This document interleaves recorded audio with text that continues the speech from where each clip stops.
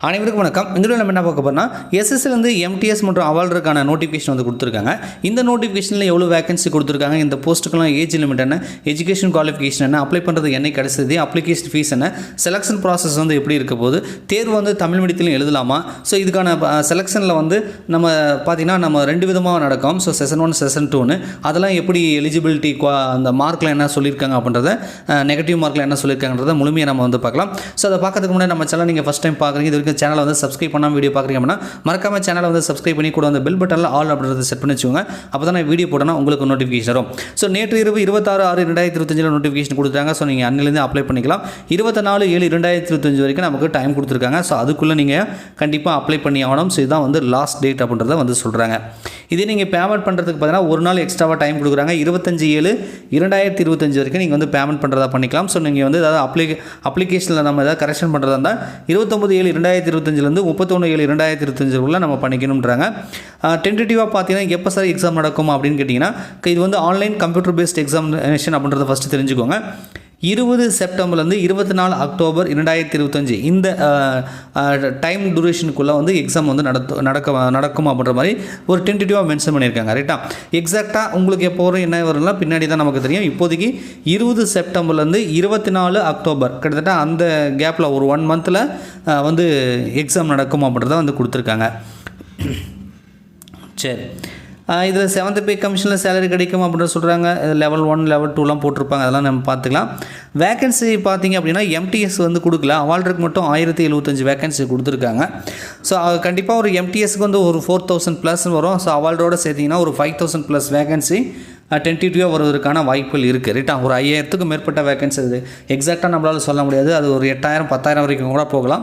ரைட்டா, ஆனால் மினிமம் வந்து ஒரு 5000 ப்ளஸ் வேகன்சியாவது ஒட்டுமொத்தமாக நமக்கு கொடுப்பாங்க. ஸோ எம்டிஎஸ் வந்து ஒரு 4000 ப்ளஸ் வேகன்சி வரலாம் அப்படின்றத எதிர்பார்க்குறோம். ரைட்டா, சரி, ஓகே. ஆஃபீஸில் அவங்க வேகன்சி ஏதாவது எம்டிஎஸ்க்கு கொடுத்தாங்க அப்படின்னா நான் உங்களுக்கு இன்ஃபார்ம் பண்ணுறேன். இப்போதைக்கு வந்து அவங்க வேகன்சி வந்து கலெக்ட் பண்ணிகிட்டு இருக்காங்க, இன்னும் ஃபைனல் பண்ணலை அப்படின்ற இன்ஃபர்மேஷன் மட்டும் நீங்கள் தெரிஞ்சுக்கோங்க. சரி, அடுத்து என்ன சொல்லியிருக்காங்க, ஏஜ் லிமிட்டான எஜுகேஷன் குவாலிஃபிகேஷன் அப்படின்னு கொடுத்துருப்பாங்க. ஏஜ் லிமிட் பார்த்துக்கோங்க 1/8/2025 இதான் வந்து கட் ஆஃப் டேட். இந்த தேதியின் அடிப்படையில் குறைந்தபட்சம் 18 வயசும் அதிகபட்சம் 25 வயசும் தான் நீங்கள் தாராளமாக அப்ளை பண்ணலாம். அதே வந்து அவால் இருக்கும். ஒரு சில போஸ்ட் எம்டிஎஸ்க்கு மட்டும் பார்த்திங்க அப்படின்னா நீங்கள் 27 வயசு இருந்தால் கூட அப்ளை பண்ணலாம் மேக்ஸிமம். ரைட்டா, சார் 25 வயசுக்கு மேலே தான் நாங்கள் அப்ளை பண்ண முடியாதா சார் அப்படின்னா, ஸோ ஏஜ் ரிலாக்ஸேஷனை யூஸ் பண்ணி நீங்கள் அப்ளை பண்ணலாம். நீங்கள் எஸ்சி எஸ்டி கேண்டிடேட் இருக்கீங்க அப்படின்னா நீங்கள் 5 இயர்ஸ் வந்து ரிலாக்ஸேஷனை யூஸ் பண்ணிக்க முடியும். ஸோ 30 வயசு வரைக்கும் நீங்கள் அப்ளை பண்ணலாம்.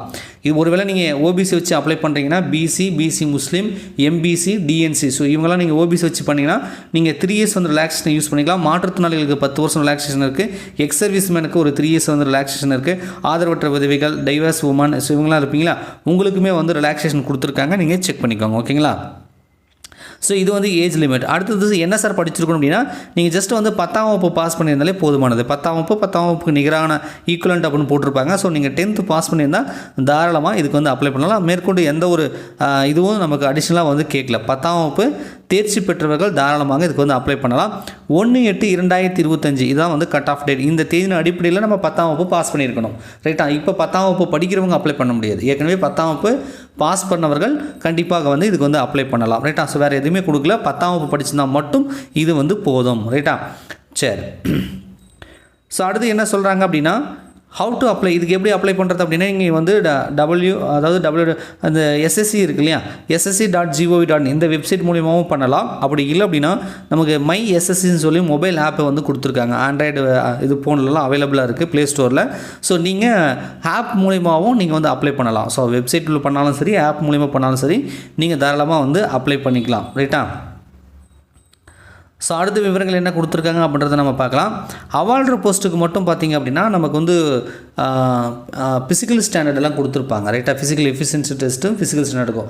எம்டிஎஸ்க்கு அப்ளை பண்ணுறவங்களுக்கு அந்த மாதிரி எதுவும் கிடையாது. 10ஆம் வகுப்பு மட்டும் பாஸ் பண்ணியிருந்தால் போதுமானது. ரைட்டா, அப்ளை பண்ணுறதுக்கு எவ்வளோ சார் செலவாகும்னு கேட்டிங்கன்னா, அப்ளிகேஷன் ஃபீஸ் 100 ரூபா. இருந்தாலும் கூட பெண்கள் மற்றும் வந்து எஸ்சி எஸ்டி, அது மாற்றுத்திறனாளிகள், எக்ஸ் சர்வீஸ்மேன், ஸோ நீங்களாக இருந்தீங்கன்னா உங்களுக்கு ஃபீஸே கிடையாது. நீங்கள் ஃப்ரீயாகவே வந்து அப்ளை பண்ணிக்கலாம். மற்றவர்கள் மட்டும் 100 ரூபா வந்து அப்ளிகேஷன் ஃபீஸ் வந்து கேட்பாங்க. ஓகேங்களா, சரி, மற்ற விவரங்கள் என்ன சொல்லியிருக்காங்க, நமக்கு எக்ஸாம் சென்டர் பொறுத்தவரைக்கும் நமக்கு சதர்ன் ரீஜனில் கொடுத்துருப்பாங்க. ஸோ முக்கியமான மேஜர் சிட்டிஸ் எல்லாமே கவர் பண்ணி தான் வந்து கொடுத்துருப்பாங்க. அங்கே பாருங்கள், புதுச்சேரி, சென்னை, கோயம்புத்தூர், மதுரை, சேலம், திருச்சிராப்பள்ளி, திருநெல்வேலி, வேலூர், கிருஷ்ணகிரி, ஸோ இந்த மாதிரி வந்து கொடுத்துருப்பாங்க. முக்கியமான சிட்டிஸில் கண்டிப்பாக இந்த தேர்வுகள் நடக்கும். நம்ம தமிழகத்துள்ளே எக்ஸாம் சென்டர் போடுவாங்க, நம்ம எழுதிக்கலாம். ஸ்கீம் ஆஃப் எக்ஸாமினேஷன், ஸோ இந்த எக்ஸாமினேஷனை பொறுத்த வரைக்கும் எம்டிஎஸ்க்கு வந்து கம்ப்யூட்டர் பேஸ்டு டெஸ்ட் மட்டும் தான் நடக்கும். அவால்டருக்கு பார்த்தீங்க அப்படின்னா அவங்களுக்கு மட்டும் ஃபிசிக்கல் எஃபிஷியன்சி டெஸ்ட்டும் ஃபிசிக்கல் ஸ்டாண்டர்ட் டெஸ்ட்டும் நடக்கும். ரைட்டா, மற்றவர்களுக்கு கிடையாது. இந்த தேர்வு தமிழ்லையும் எழுதலாமா சார்னா கண்டிப்பாக எழுதலாம். பாருங்கள், 13 ரீஜனல் லாங்குவேஜ்னு போட்டிருக்காங்க. அதில் பார்த்தீங்க அப்படின்னா இங்கே பாருங்கள், தமிழ் அப்படின்றத கொடுத்துருக்காங்க இல்லையா. 11வது இதாக வந்து தமிழ் அப்படின்றத மென்ஷன் பண்ணியிருக்காங்க. ஸோ நீங்கள் தமிழ் மீடியம் ஸ்டூடெண்டாக கூட இதுக்கு வந்து நீங்கள் அப்ளை பண்ணி கண்டிப்பாக வந்து ப்ரிப்பேர் பண்ணலாம். ஆனால் முற்றிலும் வந்து நீங்கள் வந்து எல்லாமே தமிழ்லேயே படிச்சிட முடியாது. இங்கிலீஷ்க்கும் கொஷின் கொடுத்துருப்பாங்க. இங்கிலீஷ் கொஷின் இங்கிலீஷில் வரும். இங்கிலீஷில் தவிர மற்ற சப்ஜெக்ட் மட்டும் நீங்கள் தமிழில் வந்து அட்டன் பண்ணுற மாதிரி இருக்கும் அப்படின்றத நீங்கள் தெரிஞ்சுக்கோங்க. ஓகேங்களா, அது எப்படின்னா இப்போ செஷன் 1 கொடுத்துருக்காங்கன்னா numerical and mathematical ability, reasoning ability போட்டிருக்காங்க இல்லையா. இது வந்து நீங்கள் தமிழ் மீடியத்திலே கொஷின் வந்து உங்களுக்கு டிஸ்பிளே ஆகும். ஸோ நீங்கள் மேக்ஸை வந்து தமிழ் மீடியத்தில் கூட ப்ரிப்பேர் பண்ணலாம். ஓகேங்களா, 20 கொஷின் வரும், 60 மார்க் பண்ணுறாங்க. 45 நிமிஷத்தில் நமக்கு அது க்ளோஸ் ஆகிடும். அடுத்தது செஷன் 2 ஆரம்பிச்சிடும். ஒரே நாளில் தான் 2 எக்ஸாம் நடக்கும். ஆன்லைன் எக்ஸாம் தான். ரைட்டா, நீங்கள் அது கரெக்டாக 45 நிமிஷத்தில் அது வந்து க்ளோஸ் பண்ணிட்டு அடுத்தது செஷன் 2 வந்து ஓப்பன் ஆகிக்கும். அதுக்குள்ளே நம்ம இந்த கொஷினெல்லாம் அட்டன் பண்ணி முடிக்கணும். ரைட்டா, இது வந்து எலிஜிபிலிட்டி டெஸ்ட் மட்டும்தான். இதில் மினிமம் குவாலிஃபிகேஷன் மார்க் எடுத்தால் போதுமானது. இது கட் ஆஃபுக்கு எடுத்துக்க மாட்டாங்க. எது கட் ஆஃபாக எடுத்துப்பாங்கன்னா செஷன் 2 தான் எடுத்துப்பாங்க. இந்த செஷன் 2ல் ஜென்ரல் அவேர்னஸ்னு இருக்குல்ல, 25 கொஷின். இந்த 25 கொஷின் வந்து தமிழ் மீடியத்தில் படிக்கிறவங்க தமிழ் மீடியத்தில் வந்து ப்ரிப்பேர் பண்ணிக்கலாம். ஆனால் பேசிக் இங்கிலீஷ் கிராமர் இருக்கு இல்லையா, இங்கிலீஷ் லாங்குவேஜ் அண்ட் கம்பரேஷன்ஸ் போட்டிருக்காங்க இல்லையா. ஸோ இந்த பேசிக் இங்கிலீஷை பொறுத்த வரைக்கும் பார்த்தீங்கன்னா அது 25 கொஷின் வரும். இங்கிலீஷில் தான் வரும். ரைட்டா, 25 கொஷின் கம்பல்சரி. நீங்கள் தமிழ் மீடியம் ஸ்டூடெண்டாக இருந்தாலும் இங்கிலீஷில் தான் எழுதி ஆகணும்.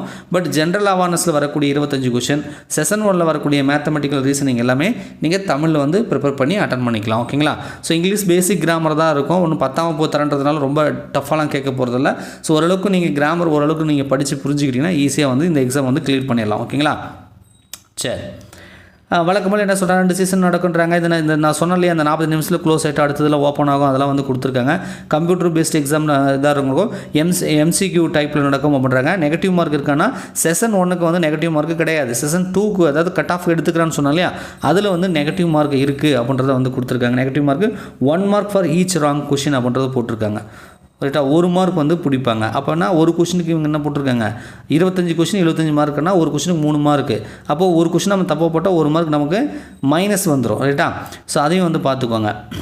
சிலபஸ் இங்கே கொடுத்துருக்காங்க. அப்போ நம்ம டிஎன்பிசிக்கு ப்ரிப்பேர் பண்ணுற மாதிரி தான் LCM, HSF, decimal fraction, relationship between numbers, so இந்த மாதிரி BODMAS rules, ratio, proportion, time and work, inverse proportion, average, simple interest, profit loss, discount, area, இது எல்லாமே டிஎன்பிசியில் படிப்பீங்க. ஸோ அதை தான் இவங்களும் கொடுத்துருக்காங்க. ரீசனிங் இருக்கும். ஸோ ரீசனிங் இப்போ பார்த்தீங்கன்னா நம்ம டிஎன்பிசிக்கு ரீசனிங் வந்து ஆட் பண்ணியிருக்காங்க இல்லையா. ஸோ ரீசனிங் நீங்கள் படிச்சிங்கன்னா கண்டிப்பாக குரூப் 2A மெயின்ஸ்லாம் நீங்கள் ப்ரிப்பேர் பண்ணுறீங்கன்னா உங்களுக்கு ரொம்ப யூஸ்ஃபுல்லாக இருக்கும். இப்போதே உங்களுக்கு நாலேஜும் கிடைக்கும். இங்கே பாருங்கள், alpha numeric series, coding, decoding, direction, analogy, similarity of difference, so இது மாதிரி நிறைய கொடுத்துருப்பாங்க. Verbal, non verbal, diagram, calendar sum, calculation, clock sum, கடிகார சம்ஸ், இது எல்லாமே நம்ம ஓரளவுக்கு டிஎன்பிசி படிப்போம். இருந்தாலும் கூட எஸ்எஸ்சிக்கு நல்லா நம்ம படித்தோம்னா கண்டிப்பாக வந்து டிஎன்பிசிக்கு யூஸ் ஆகும். போலீஸ் எக்ஸாம் படிக்கிறவங்க இது எல்லாமே படிப்பீங்க இல்லையா. ஸோ நீங்கள் வந்து டிஎன்பிசி போலீஸ் எக்ஸாம் படிக்கிறவங்க தான் தாராளமாக எம்டிஎஸ்க்கு அப்ளை பண்ணி நீங்கள் ப்ரிப்பேர் பண்ணலாம். ஓகேங்களா, சரி. இங்கே பாருங்க, நான் இங்கிலீஷ்னு சொன்னேன் இல்லையா. அங்கே ஒரு candidate understanding of basic of English language, basic தான் கேட்பாங்க. அதில் vocabulary, grammar, sentence structure, synonyms, antonyms, so இந்த மாதிரி தான் வந்து கொடுத்துருப்பாங்க. ஸோ இங்கிலீஷ் ரொம்ப ஈஸி தான். கொஞ்சம் ட்ரை பண்ணால் நீங்கள் தமிழ் மீடியம் ஸ்டூடெண்ட் தான் கூட கொஞ்சம் முயற்சி பண்ணால் இதில் வந்து எக்ஸாம் வந்து கிளியர் பண்ண முடியும். அவால்டர் போஸ்ட்டுக்கு மட்டும் நான் சொன்னேன் இல்லையா, ஃபிசிக்கல் ஸ்டாண்டர்ட் இருக்குன்னு சொல்லி. ஃபிசிக்கல் எஃபிஷியன்சி டெஸ்ட்டை பொறுத்த வரைக்கும் வாக்கிங் ஆண்களுக்கு வந்து 1600 மீட்டர் இன் 50 மினிட்ஸ் போட்டிருக்காங்க. பெண்களுக்கு 1 கிலோமீட்டர் இன் 20 மினிட்ஸ். இது அவால்டருக்கு மட்டும் தான். எம்டிஎஸ்க்கு மட்டும் தான் நான் சார் அப்ளை பண்ணுறேன், எம்டிஎஸ் போதும் அப்படின்னா இது உங்களுக்கு கிடையாது. அதேமாதிரி ஃபிசிக்கல் ஸ்டாண்டர்ட் டெஸ்ட் அவால்டருக்கு பார்த்தீங்க அப்படின்னா ஹைட்டு வந்து கொடுத்துருக்காங்க. ஸோ இது வந்து பார்த்தீங்கன்னா 157.5 சென்டிமீட்டர் அப்படின்னு போட்டிருக்காங்க. செஸ்ட்டு வந்து 81 சென்டிமீட்டர்ன்றாங்க. விரிவடையும் போது 5 சென்டிமீட்டர் வந்து விரிவடைய வேண்டும் அப்படின்றதும் வந்து கொடுத்துருக்காங்க. ஓகேங்களா, ஃபீமேல். ஸோ இது வந்து பார்த்திங்கன்னா இந்த அஸ்ஸாமு அந்த மாதிரி மலை அந்த பக்கம் வடகிழக்கு மாநிலங்கள் இருப்பாங்க இல்லையா. ஸோ அவங்களுக்கு மட்டும் கொஞ்சம் ரிலாக்ஸேஷன் கொடுத்துருப்பாங்க. எஸ்டி ஸ்டூடெண்ட்டுக்கும் ரிலாக்ஸேஷன் இருக்குது ரைட்டா. மற்றவர்களுக்கு வந்து 157.5 உயரம் அப்படின்றத தெரிஞ்சுக்கோங்க. எம்டிஎஸ்க்கு அந்த மாதிரி உயரங்கள் எதுவும் கிடையாது. நீங்கள் நார்மலாக இருந்தால் தாராளமாக வந்து அப்ளை பண்ணலாம். ஸோ முக்கியமான விஷயங்கள்லாம் நம்ம பார்த்துட்டோம்னு நினைக்கிறேன். ஸோ மினிமம் எலிஜிபிலிட்டி அந்த மார்க்கெல்லாம் இங்கே கீழே கொடுத்துருப்பாங்க. மோட் ஆஃப் செலெக்ஷன் போட்டிருக்காங்களா அங்கே பாருங்கள். செஷன் 1 செஷன் 2 அப்படின்னு நடக்கும். கம்ப்யூட்டர் எக்ஸாம் நடக்கும். இந்த செஷன் 1 அப்படின்றது வில் பி எவாலுவேட்டட் ஃபஸ்ட். இதான் ஃபஸ்ட்டு வந்து எவாலுவேட் பண்ணுவாங்க. And performance in session 2 would be evaluated only if the candidate qualifies. அதாவது நீங்கள் செஷன் 1ல் குவாலிஃபை மார்க் எடுத்தால் மட்டும்தான் செஷன் 2வை வேல்யூவேட்டே பண்ணுவாங்க. இல்லை அப்படின்னா பண்ண மாட்டாங்க. நம்ம டிஎன்பிசியில் தமிழ் தகுதி தேர்வு பாஸ் பண்ணால் தான் நம்ம மெயின் பேப்பரை திருத்துறாங்கன்னு சொல்லுவாங்கல்ல, அந்த மாதிரி அதை கிளியர் பண்ண அதை வந்து மினிமம் குவாலிஃபை மார்க் எடுத்தால் தான் செஷன் 2 வந்து வேல்யூவேட்டே பண்ணுவாங்க, இல்லைனா பண்ண மாட்டாங்க. ஓகேங்களா. ஸோ அதுதான் வந்து கட் ஆஃப் எடுத்துப்பாங்க. இதுக்கு மினிமம் குவாலிஃபிகேஷன் மார்க்லாம் வந்து நம்ம பர்சன்டேஜில் பார்க்கும்போது யூஆருக்கு வந்து 30% போட்டிருக்காங்க. நீங்கள் ஓபிசி வச்சு அப்ளை பண்ணுறீங்க, பிசி எம்பிசிலாம் அப்படின்னா 25% போட்டிருக்காங்க. ஆல் அதர் கேட்டகரிக்கு வந்து 20% வந்து போட்டிருக்காங்க. ஓபிசி இடபிள்யூசி 25, மற்றவங்களாம் 20% அப்படின்றது போட்டிருக்காங்க. இதுதான் வந்து குவாலிஃபை மார்க். மினிமம் வந்து இவ்வளோ பர்சன்டேஜ் மார்க் எடுக்கணும். கட் ஆஃப் மார்க் அப்படின்றது பார்த்திங்கன்னா மினிமம் இதை எடுத்துருக்கணும். இதை விட அந்த கட் ஆஃப் எவ்வளோ வேக்கன்சி வருதோ அதில் நம்ம டாஃபாக வரும்போது நமக்கு வந்து செலெக்ஷன் லிஸ்ட்டுக்குள்ளே நம்ம வந்துடுவோம் ரைட்டா. மேக்ஸிமம் வந்து சென்ட்ரல் கவர்மெண்ட் எக்ஸாம் படிக்கிறவங்க ரொம்ப ரொம்ப கம்மி தான். இப்போ கொஞ்சம் ஓரளவுக்கு படிக்கிறாங்க. பட் இருந்தாலும் கூட நீங்கள் கொஞ்சம் முயற்சி பண்ணிங்கன்னா நம்ம ஸ்டேட் கவர்மெண்ட்டை விட இங்கே வந்து பார்த்திங்கன்னா குரூப் 4க்கு 20 லட்சம் பேர் அப்ளை பண்ணுறாங்க. நம்ம தமிழகத்துலேருந்து 15 லட்சம் பேர் அப்ளை பண்ணுறாங்க அப்படின்னா அந்த மாதிரி வந்து இதுக்கெல்லாம் அப்ளை பண்ண மாட்டாங்க. கொஞ்சம் முயற்சி பண்ணிங்கன்னா நிச்சயமாக உங்களால் வந்து சென்ட்ரல் கவர்மெண்ட் எக்ஸாம் கிளியர் பண்ணி மத்திய அரசு பணியில் ஜாயின் பண்ண முடியும்.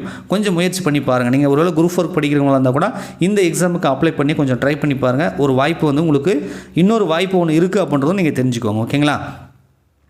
ஸோ நிறைய விஷயங்கள் இன்ஸ்ட்ரக்ஷன் மாதிரி வந்து கொடுத்துருப்பாங்கப்பா. முக்கியமான விஷயங்கள்லாம் பார்த்துருங்க. கீழே அவால்டருக்கு மட்டும் பார்த்தீங்கன்னா வேகன்சி ஆஃப் டிஸ்ட்ரிபியூஷன் வந்து போட்டிருப்பாங்க. எம்டிஎஸ்க்கு இன்னும் வேகன்சியே வந்து பார்த்தீங்கன்னா முடிவு பண்ணலை ரைட்டா. அதை வந்து இன்னும் கால்குலேஷன் பண்ணிட்டு தான் சொல்கிறாங்க. அஃபிஷியலாக வந்து ஏதாவது வேகன்சி வந்து சொன்னாங்க அப்படின்னா உங்களுக்கு வந்து நான் இன்ஃபர்மேஷன் வந்து கொடுக்குறேன். ஸோ இது இவ்வளோதான் முக்கியமான விவரங்கள் எல்லாமே நான் வந்து உங்களுக்கு சொல்லிட்டேன்னு நினைக்கிறேன். இது இல்லாமல் உங்களுக்கு மேற்கொண்டு இந்த ஜாப் சம்மந்தமான சந்தேகங்கள் இருந்துச்சு அப்படின்னா கமெண்ட்ஸில் கமெண்ட் பண்ணுங்கள். வீடியோ பிடிச்சா மறக்காமல் லைக் பண்ணுங்கள். நம்ம சேனலை சப்ஸ்கிரைப் பண்ணாமல் வீடியோ பார்க்குறீங்கன்னா மறக்காமல் சேனலை வந்து சப்ஸ்கிரைப் பண்ணி ஃபாலோ பண்ணிக்கோங்க. நன்றி, வணக்கம்.